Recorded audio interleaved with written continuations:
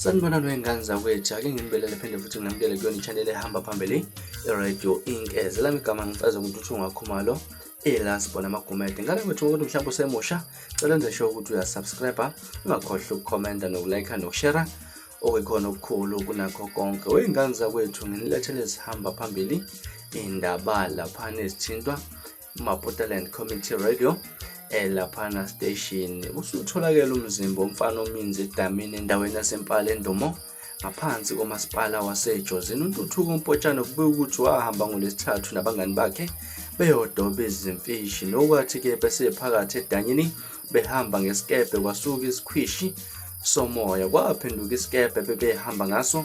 Abanye ayehamba nabo babaleke, kodwa uMpotshane akazange atholakala. Ngokusho wekhansela endawo uMnumzane Delani Mabika ekhuluma nabezindaba ze-MCR, uthi abatshuzi bafikile ngolwesine bamthungatha bangamthola.